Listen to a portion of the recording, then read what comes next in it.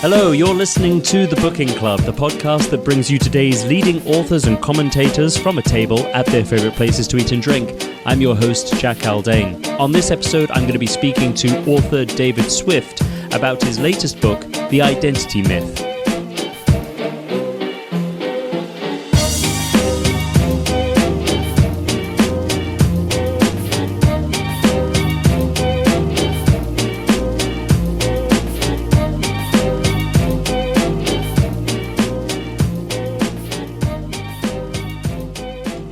It's been 3 years, really, hasn't it, since we were last here, David, almost, in Toulouse-Lautrec. Absolutely. This was the restaurant we met at to speak about your first book back in 2019, the day after, if I'm not mistaken, the 2019 British general election. Here we are on the eve of another leadership contest.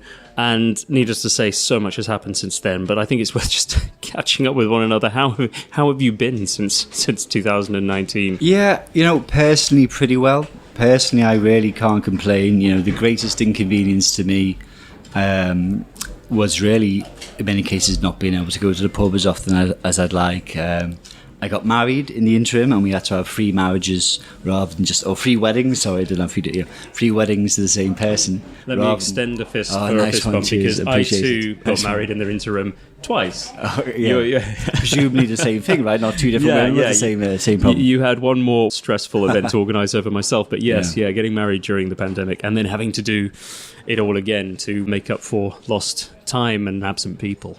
Absolutely. But again, so massively inconvenient. In the end, not as sort of cataclysmically terrifying as it may have seemed at first.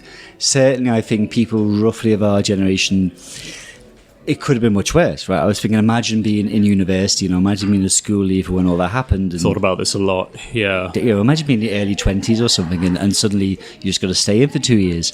Or, of course, having kids yourself, right? Having kids of any age during that time. Being a kid in school doing GCSEs or A-levels. So in some ways, quite, unusually, I think people in the sort of, late 20s, early 30s who've had a rough time, but could have been worse, to be of age during the pandemic. So not that bad for me personally. Strange times, though, as you say. These two meetings almost bookending a really bizarre, 2 years, 10 months, or almost 3 years. Whereby, as the dust settled on that election, it seemed to so many extents that this is it, right? Okay, Boris Johnson's won this crushing majority. He's going to get Brexit done, whatever that means. He will at least presume to carry out his whole levelling up idea, whatever the hell that would involve, but at least he'll have a majority of the mandate to do it. So we'll have Boris Johnson as PM for ages. A lot of the stuff he and Dominic Cummings were talking about moderate conservatism and red wall conservatism, all the rest of it might be put into practice or maybe put to the test or whatever. And then within a few months after that, the world turns upside down. This brings us on to the major theme of your book, The Identity Myth, which was published, I believe, February of this year. When I first read the book's title, I thought to myself, myth? Really?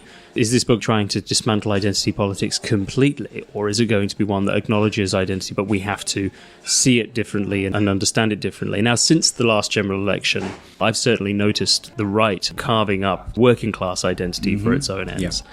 Maybe that's a good place to start. Absolutely. So I think the reason it's called the identity myth is that so much of what we consider to be identity politics is sort of predicated on the idea that there is a sort of direct connection between people's sort of subjective material circumstances, whatever they might be, right? Income, educational background, wealth, the colour of their skin, sexuality, the biological sex, whatever.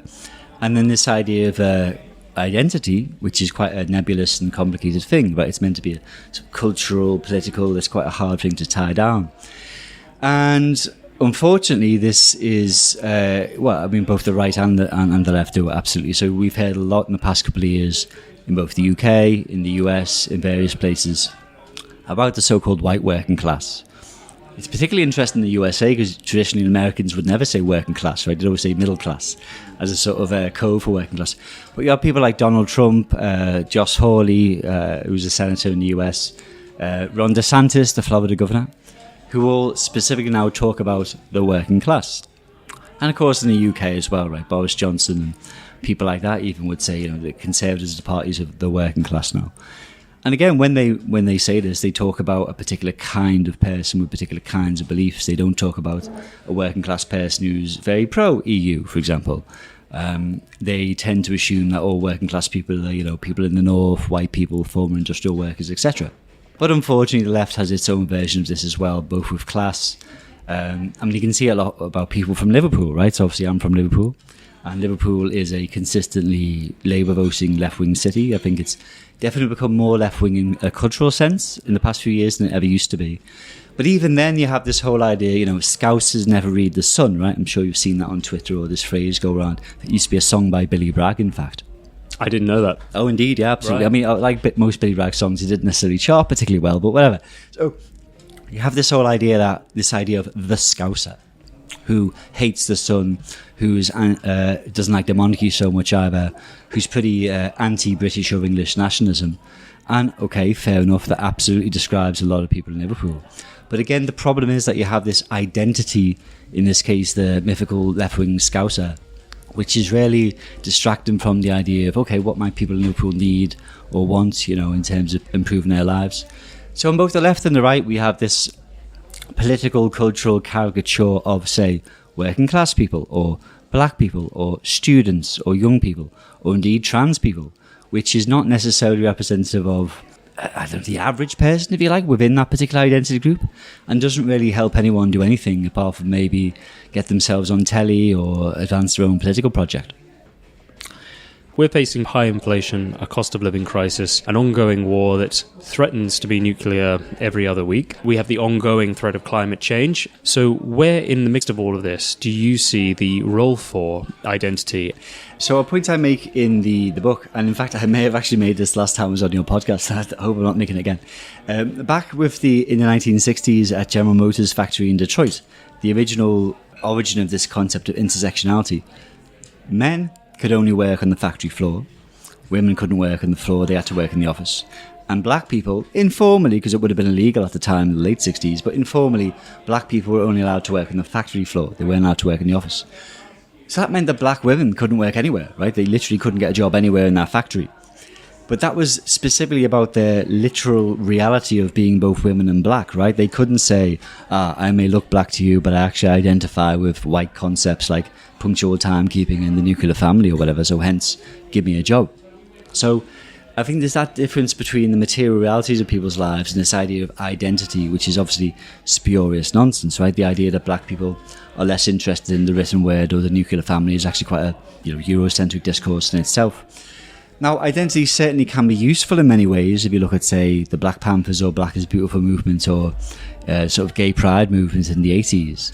But now I think it's because identity can be so, it's so subjective, it's so superficial, it's something that various people can claim even if really they have no right to that identity. We've seen it with sort of people trying to pass as black, like Rachel DeLiso, for example. A much more common thing is people trying to pretend they are more working class than they are, or indeed that they are posher than they are. That happens as well. Having said all that, I think we need to look at the potentials of identity in a good way. So something I read a few years ago in the research for this book, The Identity Myth, was an essay by Wesley Yang, who's an American writer. And he was talking about Asian Americans and how Asian Americans have difficulties in all kinds of different ways, because generally they do perform pretty well on exams and standardized tests, etc. Maybe not as well as the sort of quite racist stereotype says that they do, right? Which they also suffer from. It's always like because people assume that they're going to be great at maths and science and do well at standardized tests, they set higher standards for them.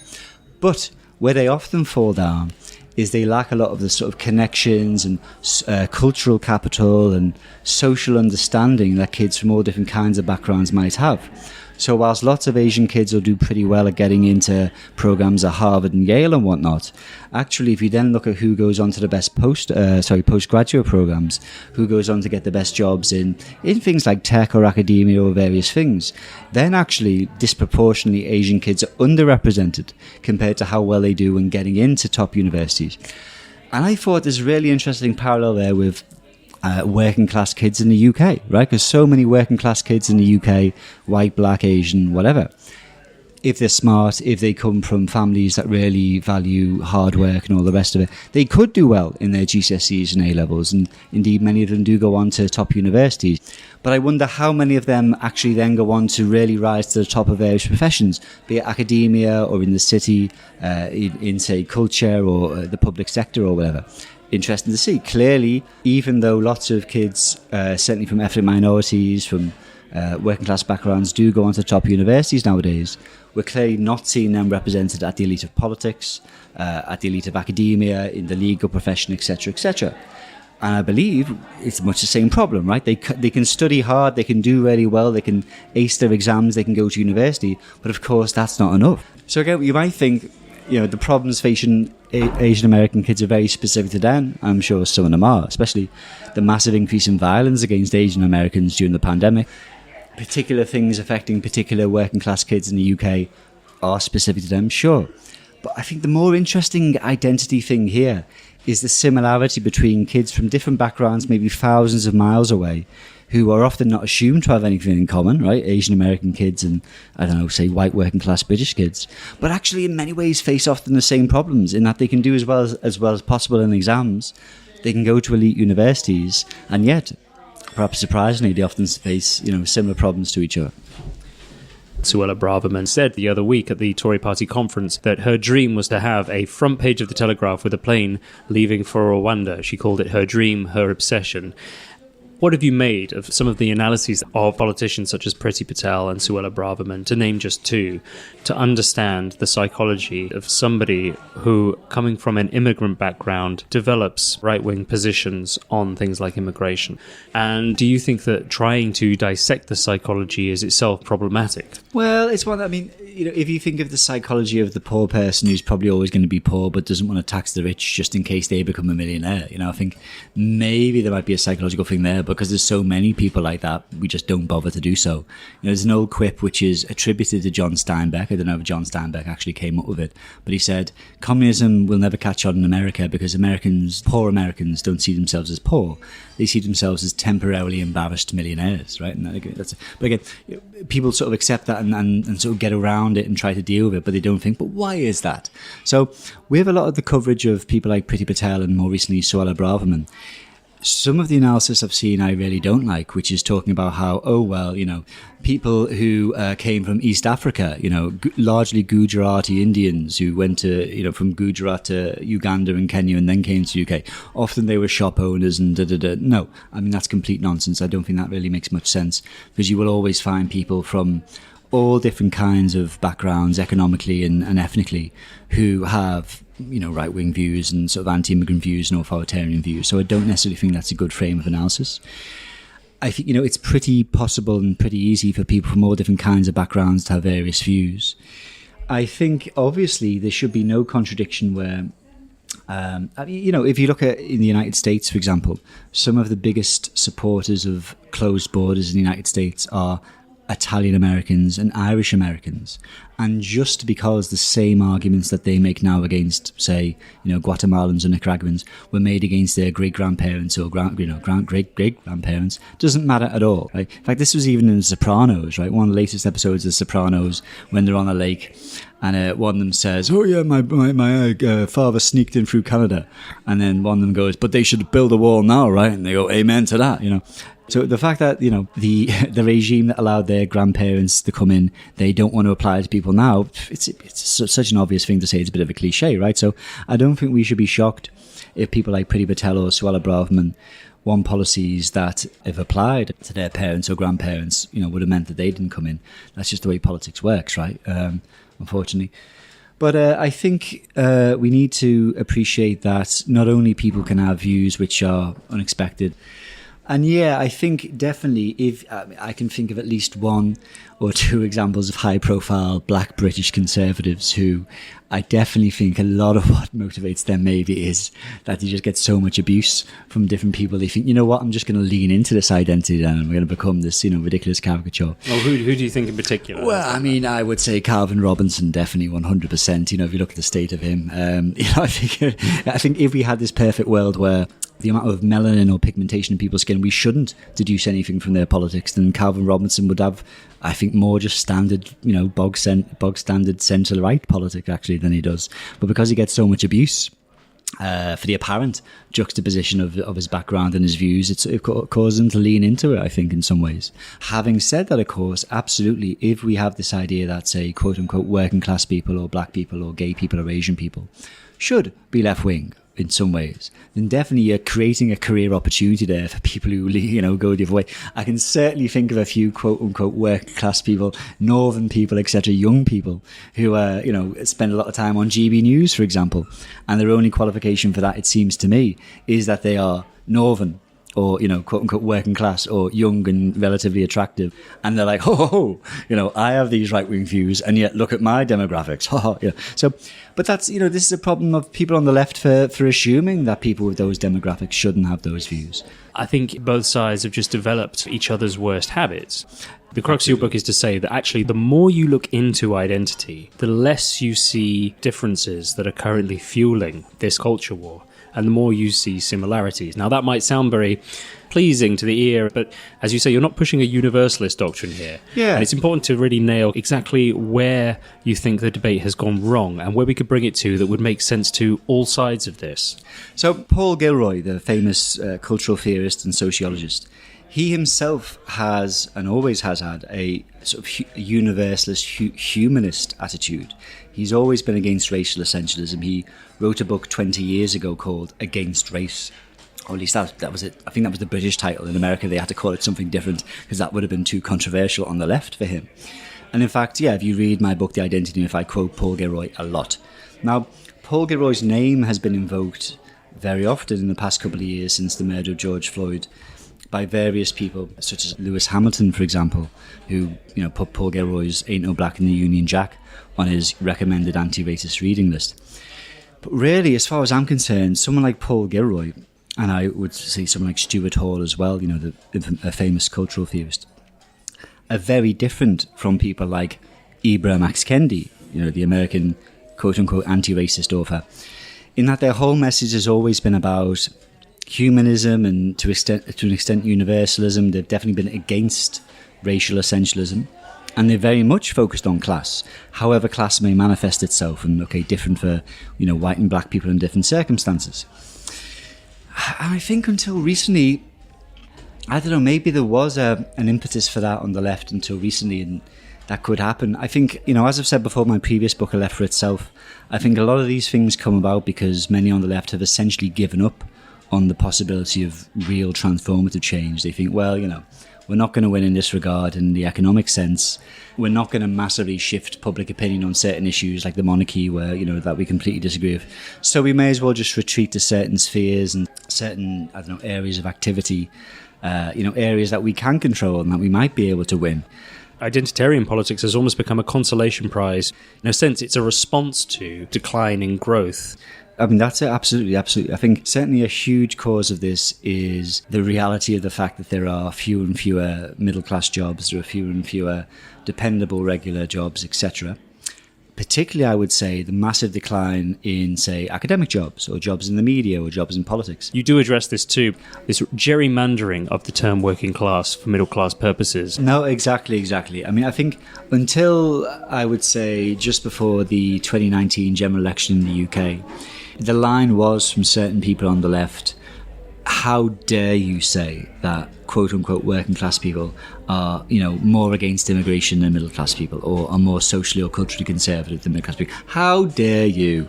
I actually went to a comprehensive school at the bottom of a deep coal mine, and actually we all love trans people and immigrants down there. So, it would descend into a sort of four Yorkshiremen type sketch of how people would go about how deprived their background was and how they still had lots of avocados and stuff.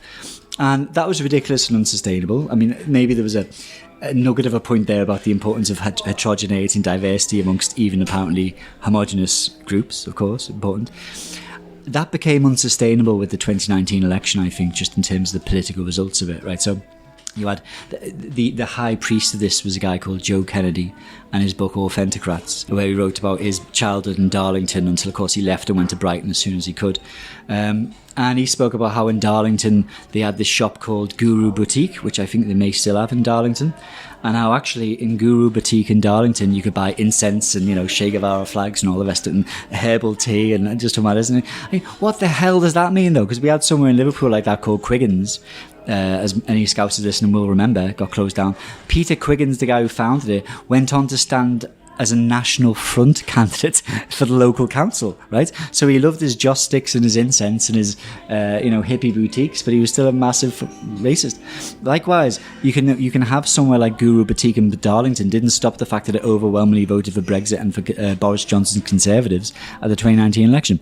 Now, since that the Joe Kennedy, what I call exonerators argument, became unsustainable, they now have this idea of, these people aren't really working class. Instead, very often they own their own home, right? Even if it is like a £80,000, terraced house in a former pit village by Middlesbrough. They own their own home, so therefore they can't be working class. Actually, the real working class are people who have loads of university debt and who've done master's degrees in graphic design, whatever, and aren't using them. And yeah, I've written about this for the likes of, Tribune and Unheard and various places about how unsustainable and ridiculous this is, and how definitely if the political results of the past few years had been different, this argument wouldn't be being made. I mean, there's a serious point somewhere about how in a deindustrializing society where obviously any kind of steady work is becoming less likely or less possible, where fewer and fewer people own property, clearly we need to reassess the economic bases of class, absolutely. But that definitely doesn't mean that we should just completely throw out the concept of working class and invent some entirely new concept of it. To really cast our minds back to the last general election, what should Labour do differently this time around?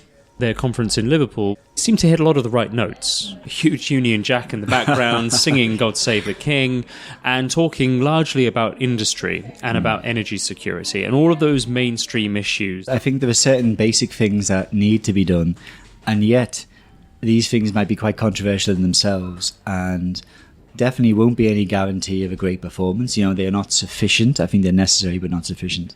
But even then, they may not be sort of, sufficient enough, actually.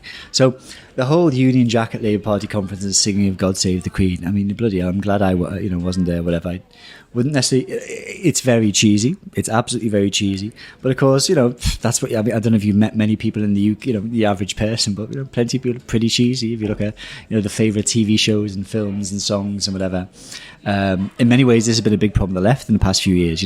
The left is like a group of people who love The Wire, but we're trying to appeal to a nation of like Mrs. Brown's Boys watchers and stuff like that, right? The problem is with the left that we're too cool in some ways. That might not seem like accurate if you've seen. Well, it's interesting you mentioned The Wire because the left has been very keen on importing and absorbing a lot of American race politics. Yeah, in some ways, and I think in some ways this is the sort of internationalization of global culture in many ways, right? I subscribe to all kinds of like American newspapers, newsletters, and vice versa in the UK. And you'll see, in the New York Times or the Atlantic, we'll be discussing British TV programs like I May Destroy You or whatever, and vice versa. There really is this sort of international culture now amongst people of a certain education and certain political views where borders mean nothing. And I think it's problematic if you try and introduce that to the UK where you've got a completely different culture, not least because there's a massive disconnect between, say, most African Americans, especially most Hispanic Americans, many Asian Americans, and how, they are represented by the American left, right? So it would be even worse if we adopt the ideas of the American left. But it's interesting with like Labour and patriotism and stuff, because if you look at, say, a Bernie Sanders rally, right, there are no shortage of American flags. If you look at Jean-Charles de Mélenchon rally in France, it literally looks as though he has shagged the flag, which is an accusation often levelled against Keir Starmer. If you look at Mélenchon, he has this whole tricolour all around him. He's literally draped in a flag, right? And that's interesting because, okay, France, like Britain, but unlike America, also has this, imperialist history. France, just like Britain, has this imperialist history, it has this history of, racial hierarchy and empire building and all the rest of it. And yet, someone like Jean-Luc Mélenchon in France has absolutely no problem, who's obviously far to the left than Keir Starmer, has no problem wrapping himself in the French tricolour. And the French left are fine with that. So why did the British left have such a problem with someone like Keir Starmer doing it? Is an interesting question. Well, why do you think that is? Well, I suppose the sympathetic answer is maybe because British patriotism is intertwined with the monarchy, and French patriotism, you can have this separate Republican patriotism, which is about maybe the people of France and certain ideals. Well, that's interesting. We recently just had that debate after the passing of Queen Elizabeth. Some who say we didn't have it. All we did was see a very small dissenting voice from Republicans and a very large, resounding reaffirmation of monarchy. Is that really what's standing in the way? No, I think that's what people might say, but I don't necessarily think that is the case. I think historically that's something that's important to the ingredients, if you like. I think it's possible to have this left-wing French patriotism despite their history of empire, despite their history of racial supremacy, because they have these Republican values which they can ostensibly stand for, that they have a national anthem which isn't about praising the monarch, etc. Having said that, imagine if the British monarchy was abolished today or yesterday or tomorrow, right? And we had this elected head of state, whoever the hell it was. I don't think that you would suddenly see the British left reconcile itself to patriotism. Not in a political sense, which is interesting. And I don't really want to go over the themes of my last book too much, but something you see often on the internet is where like a really left-wing, like British or American person would go, "I'm the least patriotic person ever." But when someone says shit about our food or our culture, someone's made some ignorant remark about like British food, or they go, "Oh, I have to stand, I have to say something." I think, what the hell do you think that is, right? What do you think that bizarre compulsion that causes you to give a damn that some American has said, an English muffin is a Chelsea bun or whatever the hell, who cares, and you feel the need to speak up on this despite being quote unquote the most left-wing person ever. What do you think that is then? Is there maybe a name for that? Anyway. Is there anything in this book that can, in some sense, provide clues as to how we chart a forward path in politics? So much of the stuff that I talk about in the book is the idea that people's demographic or phenotypic or material reality, be that in terms of class or ethnicity or biological sex or age or whatever, is somehow determinative of their cultural political identity. That is going to become so hard to sustain. Because it's clearly absolutely nonsense. If I can challenge that, this machine that is now in motion, it's sustaining entire media careers, entire media organizations. It's become a business in itself. When you say it will eventually fizzle out, under what circumstances, under what conditions? Yeah, so I just think that, it's going to be so, very, very, something I was mentioning before actually is this Cold War Steve Photoshop, right? So Cold War Steve, very popular online Photoshopper and satirist, I suppose.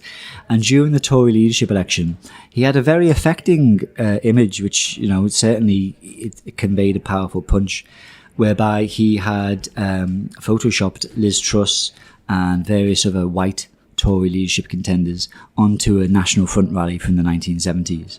And okay, as usual, Cold War Steve, it was, nicely done technically, and you could see what the message was. But he had to ignore over half of the other, there was no Rishi Sunak, there was no Suella Braverman, there was no Priti Patel, there was no Raymond Chisty for the brief time. He was, over half of the Tory candidates he had to just edit out, because obviously they wouldn't have fit with the message of what he was trying to say. So what are we going to do in the future, right? So there's this sociologist who died a couple of years ago called Ambalavanna Sivanandan, who's one of the founders of a think tank on race, whose name I unfortunately forgot. Well, you'll have to repeat the name you just said there. Indeed, yeah. So, that was something. Again, this is something that white people like me can do and just roll off the tongue to prove how cool and left wing we are. So, Ambalavanna Sivanandan.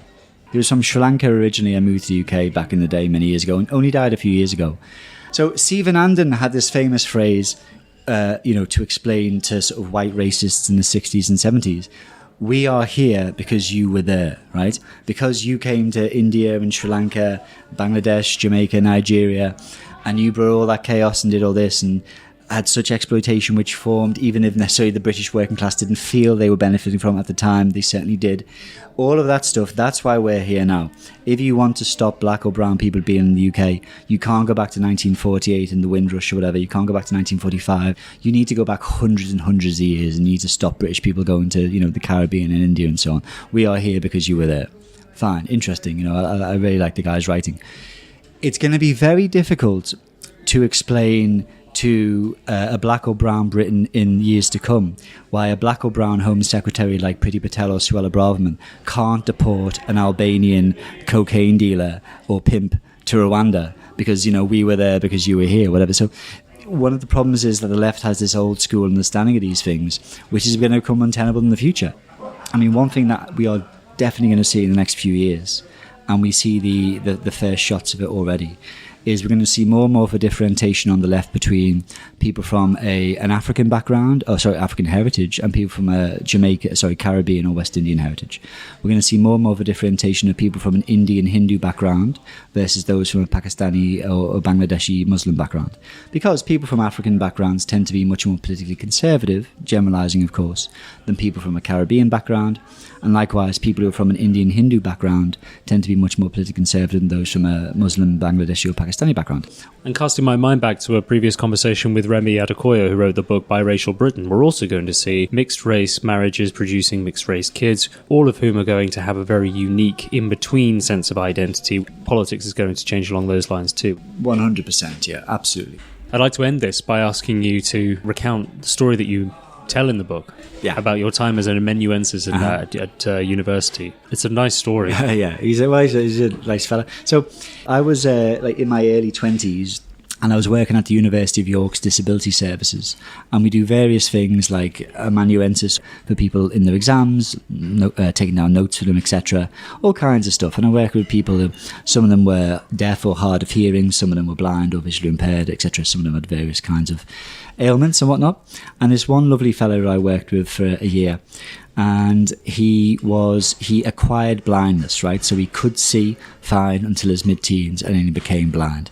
Now, if that was me, I would not have reacted in the same, optimistic way that he did. But fair play to him, he got on with it and he did pretty well for himself. He got into the England team he loved cricket anyway, before he was blind, but he never would have played for England then. So actually, him being blind meant he could get into the England blind cricket team, which is, blind cricket seems insanely impossible. But there we are. And he had this great guide dog called Vargo. And the guy was also a devout Muslim and a practicing Muslim. And in fact, he was from Leicester, and he secured a special fatwa from the Leicester Council of Mosques to allow his guide dog Vargo to come into the mosque. A lot of people will hear the word fatwa. It literally means legal ruling, right? It means legal ruling, yeah, exactly. So he got a legal, because, dogs are not allowed into mosques. And as far as he was aware, and I've looked it up, and as far as I was aware, no dog, guide dog or otherwise, had ever been allowed into a UK mosque before this guy's dog was allowed into his mosque in Leicester. So again, so many little things he campaigned for and whatever. Very nice lad. Again, just this bog standard fella from Leicester, right? So his name was Mohammed, and as he would say, it was Mohammed. He had a Leicester accent like Gary Lineker or Jamie Vardy or whatever. Mohammed is what he'd say. Anyway, he was doing PPE at the University of York, and one of his philosophy courses he went to was the lecturer was this esteemed philosopher, and I've got nothing against her, she was a nice woman, but every time she called his name, she would say, Mohammed. Mohammed, what do you think? She knew how he pronounced his name, right? Because, she'd ask him, what's your name? And he'd go, oh, Mohammed. And he'd go, oh, Mohammed, what do you feel about it? So she knew that he did not pronounce his name like this, and yet she kept doing it. So what was that about, right? And one of the origin myths of this book, The Identity Myth, was me thinking, what is that about? Clearly she thinks that there is some kind of kudos or benefit or some advantage to her that people, either Muhammad himself, probably not Muhammad himself because he never actually used it, but maybe the 90% white, 95% white audience would respect her more if she said it like that, right? Presumably she didn't think he would, because he didn't say it that way himself. So why did she keep doing it? Or even not the audience there, but just like the general idea of how she understood herself, that she's the sort of person who has that glottal stuff on Muhammad and stuff. So my point is, I think so many people think there is this certain kudos or credibility or something to be gained from trying to, almost like an association with a culture other than themselves. And of course this can be completely harmless and friendly It can cause people to try different cuisines, learn different languages and read different books and go to different places, and that's all great. The problem is, I think, is when people assign a certain moral worth to certain cultures, whether it's the so-called white working class, or whether it's Muslims from Leicester, or whether it's Spanish football players, or whatever the hell it is. When people start to assign a certain moral worth to some cultures more than others, and say that some cultures have greater moral worth than other cultures, clearly that is problematic itself. But it's also a problem because it allows charlatans and bad faith actors to associate themselves with it and get some credit for doing it, right? So, for example, if I, in my politics, don't give a damn about, I don't know, black people, but I listen to a lot of reggae and jazz and hip hop, is that okay somehow? Does that somehow absolve me? Or if I'm a Conservative MP who consistently votes against, I don't know, free school meals for working class kids or whatever, or things that might actually help the so-called white working class, and yet I wrap myself in the flag of white working classness, and I'm sure to stick an England flag out my window when, it's a World Cup. This is the problem. It's patronising and offensive when people assign a certain moral worth to certain cultures in the first place, and it's really problematic politically because it allows all kinds of sinister, bad-faced actors to take advantage of it. Dave, thanks very much. And I'm really glad to see Toulouse-Lautrec again. Another wonderful evening, another wonderful meal here. And I also want to say a big thank you to you for buying one of my prints earlier this year. Sure did. Is that hanging up in Israel? Well, it is indeed. We had to briefly take it down. So on Airbnb, a lot of Russians come to Israel. So we had this family coming when we were away. Kept it up. Firstly, we had a Bulgarian family, for Bulgarians, whatever. And then we had this other people. I'm like, are they Russian or are they Ukrainian? And we couldn't tell. Because if they were Ukrainian, we thought they'd love it. If Russian, not so much. So unfortunately, we had to take it down, but now it's back up pride of place. Another congratulations for getting married in hard times. Nice one. It was difficult, but we got there in the end. Right, cheers, Jack. Take care. Until next time. Much appreciated.